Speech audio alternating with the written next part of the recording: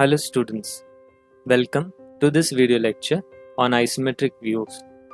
I, Anthony Augustine, in this video lecture would be discussing the problem of isometric views of a component whose orthographic projections are given. Following is the problem statement. Figure shows the front view and top view of an object. We have to draw the isometric view.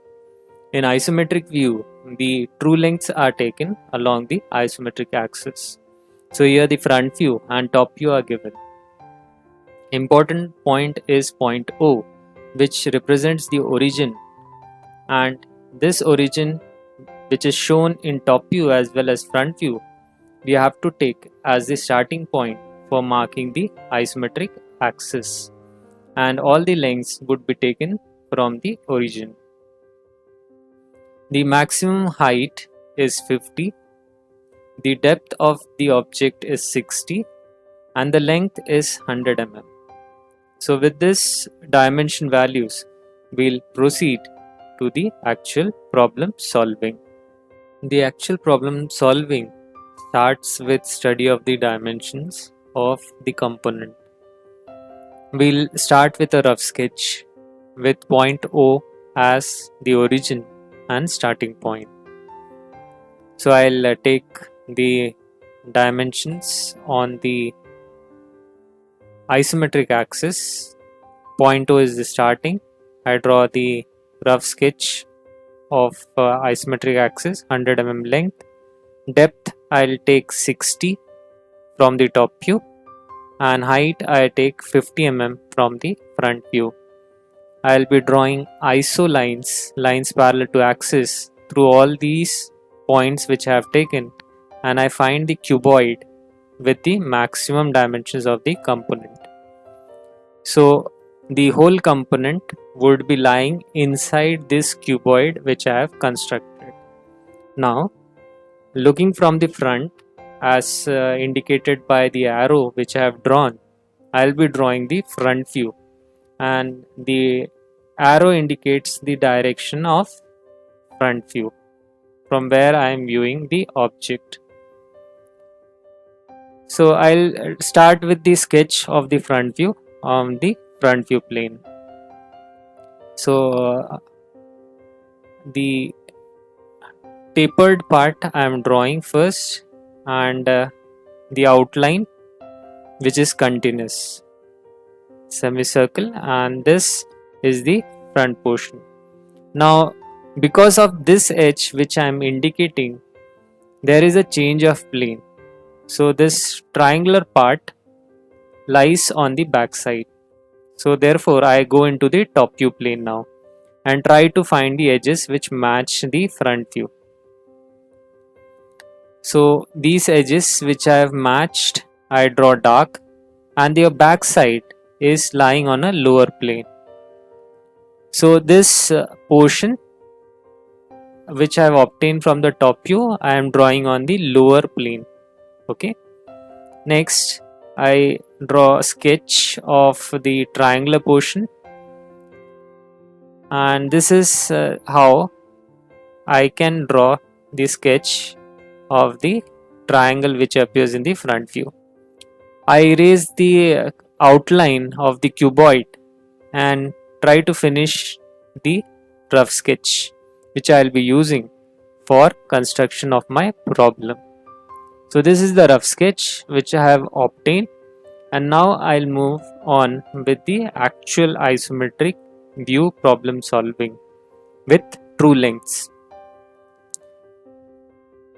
So I'll mark the point O origin, and about it I'll take the isometric axis angles, that is 90 degree, 30 degree on either side.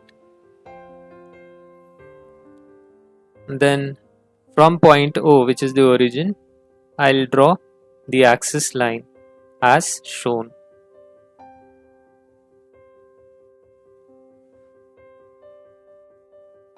Along this axis, I'll be taking distance of 100 mm on one axis, that is the length, that is I had taken to be the front view plane, and I find the center of the semicircle which is 30 mm. Next, I'll be taking depth on the other axis, which is 60 mm. And because this edge is dark, I can directly darken it.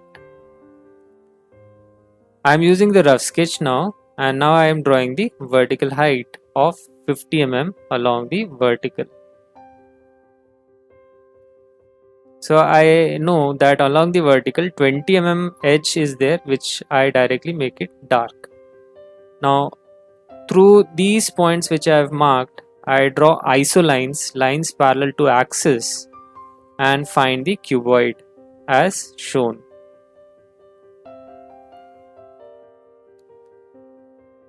So this cuboid represents the maximum size of the component. So maximum height, maximum length, and maximum depth I am using. So the component would be completely enclosed inside this cuboid. I erase the unnecessary lines and I then begin with the construction of front view using actual dimension mentioned in the orthographic projection. So I have already drawn the 20 mm line dark, and now I'll start with the front view plane. So the center I have marked at a distance of 30 mm. I draw a vertical, and I have a radius of 18 mm. So I take 18 mm from the center on both sides. So the total diameter of the semicircle is 36 mm. I darken the line with the exception of the semicircle. So leaving the semicircle area, I darken the base edge. Now I need to draw the semicircle using 4 cm method. So the center is 30 mm distance from the origin point. So I'll draw vertical isolines through the diameter points, that is the diameter of the semicircle, and using radius of 18 I mark distances on either side. So on top and bottom I take distance or arc marks of 18 mm. Now I draw lines parallel to the isometric axis through these points and find the rhombus in which I'll construct the semicircle by 4 cm method. So this 30 mm line dimension I am erasing for better understanding. Acute angle corners I join with a diagonal, and through the obtuse angle corner I draw lines to the midpoint of opposite side to find its intersection with the diagonal. Through the obtuse angle corner I take radius up to the midpoint of opposite side and draw an arc, and through the intersection through the same midpoint I complete the remaining portion of arc. This gives me the semicircle which was required in construction. Next, I draw the vertical edge on the back side which was having a height of 30 mm and make it dark.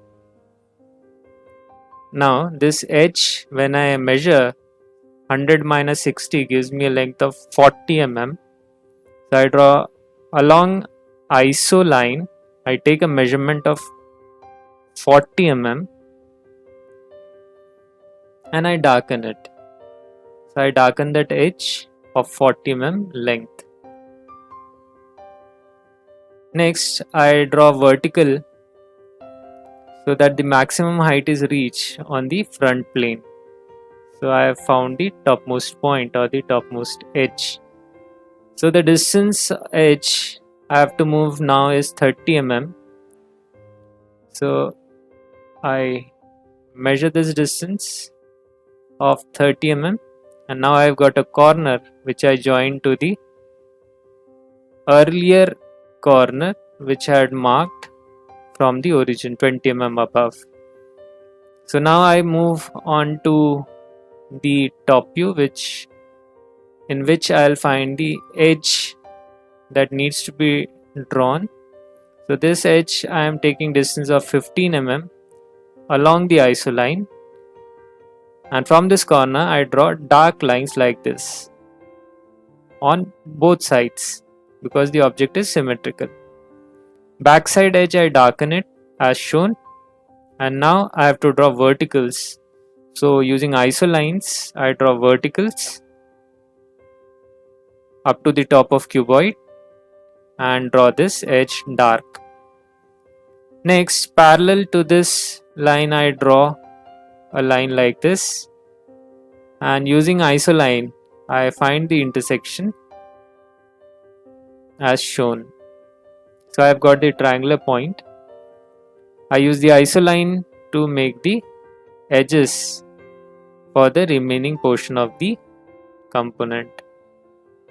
Now because the object is symmetrical, so I can use isoline directly instead of measuring the distance. So the measurements I am providing, though it was not required.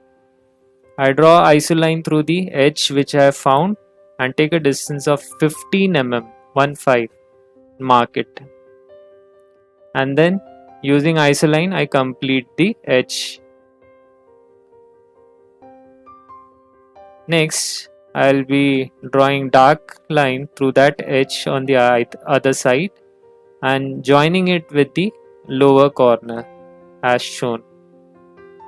Now using isoline I draw a line parallel and complete the back edge as shown.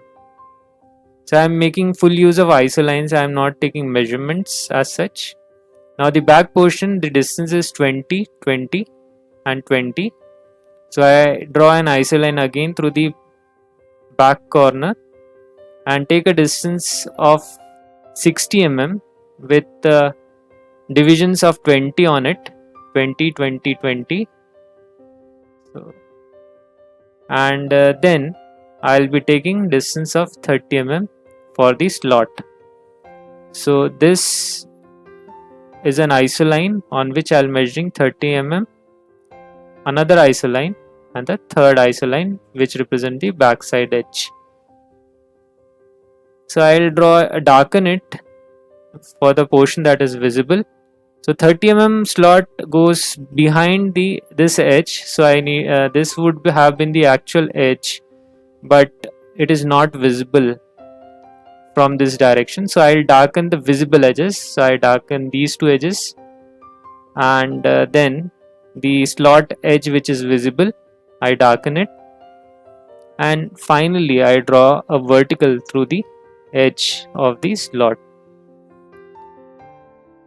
So this is the direction of the front view which I need to indicate as per the problem statement, and this is the solution which is desired.